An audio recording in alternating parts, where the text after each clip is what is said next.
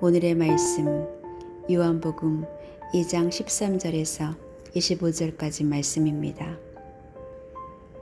유대 사람의 유월절이 가까워져서 예수께서 예루살렘으로 올라가셨다.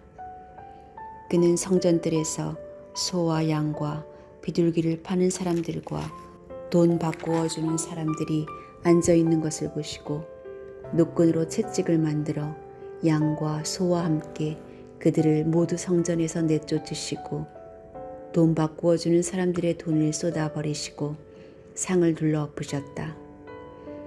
비둘기 파는 사람들에게는 이것을 걷어치워라. 내 아버지의 집을 장사하는 집으로 만들지 말아라 하고 말씀하셨다. 제자들은 주님의 집을 생각하는 열정이 나를 삼킬 것이다 하고 기록한 성경의 말씀을 기억하였다. 유대 사람들이 예수께 물었다. 당신이 이런 일을 하다니 무슨 표징을 우리에게 보여주겠소? 예수께서 그들에게 말씀하셨다. 이 성전을 허물어라. 그러면 내가 사흘 만에 다시 세우겠다. 그러자 유대 사람들이 말하였다. 이 성전을 짓는 데에 46해나 걸렸는데 이것을 사흘 만에 세우겠다고요? 그러나 예수께서 성전이라고 하신 것은 자기 몸을 두고 하신 말씀이었다. 제자들은 예수께서 죽은 사람들 가운데서 살아나신 뒤에야 그가 말씀하신 것을 기억하고서 성경 말씀과 예수께서 하신 말씀을 믿게 되었다. 예수께서 유월절에 예루살렘에 계시는 동안에 많은 사람들이 그가 행하시는 표징을 보고 그 이름을 믿었다. 그러나 예수께서는 모든 사람을 알고 계시므로 그들에게 몸을 맡기지 않으셨다. 그는 사람에 대해서는 어느 누구의 증언도 필요하지 않으셨기 때문이다. 그는 사람의 마음속에 있는 것까지도 알고 계셨던 것이다.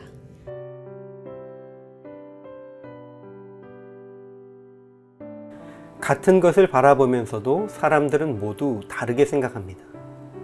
색상이 없는 무채색이 주류를 이루던 때에 알록달록한 색상을 입힌 옷과 물건들이 등장하면서 어떤 이들은 아름답고 화려하다 라고 찬사를 보냈지만 다른 한편에서는 천박하고 퇴폐스럽다 라고 비판을 했습니다.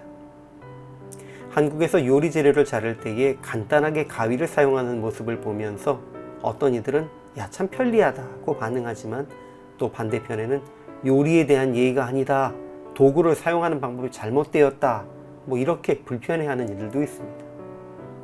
그러니 사람의 입장에서는 좋고 편리한 것이지만 하나님께서 보시기에 불편한 것들이 있다는 것을 우리는 인정해야 됩니다. 그래서 하나님께서 이것을 되돌리려 하실 때에 사람은 이해하지 못하고 의아해할 수 있습니다. 그러나 그 하나님의 뜻을 따라야 합니다.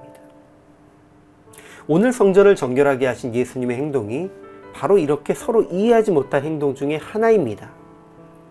6월절에 예루살렘에 올라가신 예수님은 성전을 가득 채운 소와 양, 비둘기 등 재물을 팔고 돈을 바꾸어 주는 상인들을 성전에서 내쫓으셨습니다. 그리고 아버지의 집을 장사하는 집으로 만들지 말라고 하셨습니다. 그렇지만 당시 성전에서 장사를 하던 사람들은 물론이고 제사를 드리기 위해 도착한 이들에게도 예수님의 행동은 이해하기 어려운 불편한 행동이었을 것입니다. 당시 팔레스타인 전역뿐만 아니라 여러 나라에서 성전 제사를 위해 방문한 이들에게는 그곳에서 성전에 드릴 제물을 직접 구입하고 연보함에 넣을 돈을 교환하는 일이 꼭 필요한 것이었습니다. 물론 장사치들이 이를 통해서 이익을 남기기는 하지만 그렇게 하는 것이 제사를 드리는 이들 입장에서도 편리했기에 이런 일들이 진행될 수 있었던 것입니다. 그러나 예수님, 하나님께서 보시기에는 이 일이 아버지의 집을 장사하는 집으로 만든 것입니다. 기록된 그대로 주의 전을 사모하는 열심이 나를 삼키리라 하신 말씀이 성취된 것입니다. 결국 이 일은 사람과 하나님의 분명한 관점의 차이를 알게 합니다. 사람은 가능하면 편리한 것, 즉 사람의 입장에서 생각하지만 하나님께서는 편리함보다는 진정한 마음을 드리기를 원하시는 것입니다. 그렇다고 예수님께서 직접 가져온 제물로 예배드려야만 하나님이 받으신다 이렇게 가르치신 것도 아닙니다. 오히려 예수님은 우리의 삶을 거룩한 산 제사로 드리기를 원하셨습니다. 그리고 당신이 제물이 되어 십자가에 죽으셨습니다.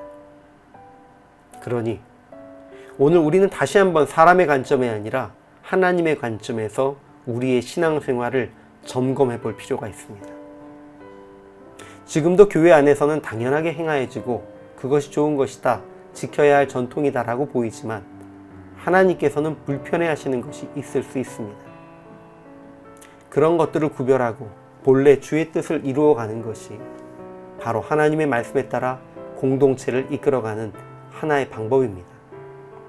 큰 고민 없이 당연한 교회의 전통 혹은 공동체 교제를 위해 필요한 것이라고 생각하는 것들이 정말 하나님 뜻에 합당한 것인지 하나하나 살펴보기를 소망합니다. 그리고 그것이 하나님의 뜻과는 관계없는 열심이라면 과감하게 내려놓는 변화가 우리 안에 일어나기를 소망합니다.